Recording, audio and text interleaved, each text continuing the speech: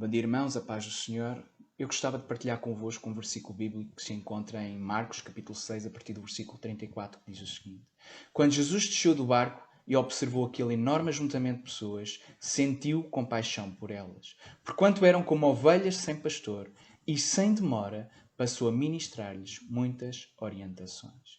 Este texto é de facto interessante.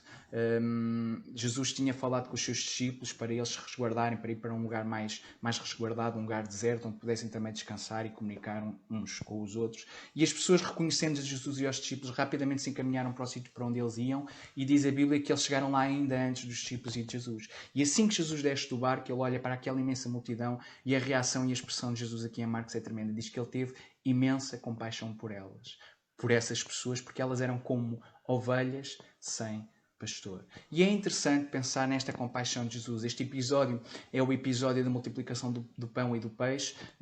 Aqueles que conhecem e estão familiarizados com este episódio sabem o que é que vai acontecer a seguir. Jesus vai ministrar a estas pessoas, o tempo vai passando, vai ficando tarde, e Jesus diz aos discípulos para arranjarem comer, porque ele está preocupado com as pessoas, e para eles arranjarem comer para toda esta gente, e eles ficam sem saber muito bem o que fazer, e até criticam, dizem: então, mas tu queres que nós façamos o quê? Não temos dinheiro para esta gente toda. E Jesus depois tem uma expressão tremenda aqui em Marcos também, que diz: olha, e vocês não têm nada, não têm um bocado de pão, não têm nada? E eles dizem: olha, a única coisa que temos é 5 pães e 2 peixes. E quem conhece a história sabe que Jesus, com aqueles 5 pães e 2 peixes, multiplicou e deu para toda a gente.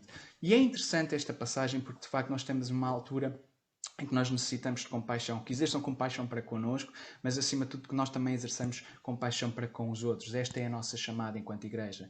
E eu achei interessante esta passagem e queria partilhá-la com os irmãos, porque a passagem que vem antes, que é a passagem de Herodes e a execução de João Batista, ela é de facto de um contraste absoluto com esta passagem.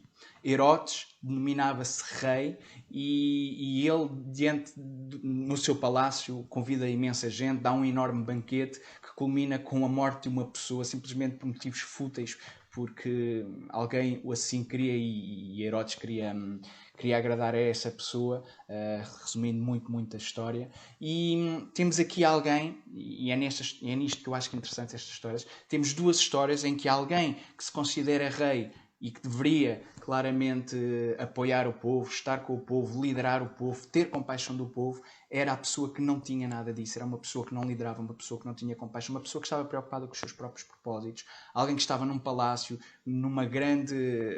tinha tudo aquilo que ele queria, ostentava, tinha uma grande ostentação, não é? E essa pessoa, que era o rei, supostamente, não se importava com as suas ovelhas, com o seu povo. E por outro lado temos Jesus, o Messias, que está no deserto, preocupado com alguém. É de um contraste tremendo. Um rei num palácio que não se preocupa com ninguém, e o verdadeiro rei do universo num deserto a cuidar de pessoas. E eu gostava que os irmãos pensassem nisto, que o verdadeiro rei, ele está onde nós estamos. E ele está, se for preciso, ele está no deserto, ele está lá connosco, ele vai suprir as nossas necessidades, e não nos esqueçamos disto. Ele sente imensa compaixão por cada um de nós. Ora, esta compaixão é uma segurança para nós, porque ele é o nosso pastor, ele é que é verdadeiramente o nosso rei. Que Deus ricamente vos abençoe, irmãos.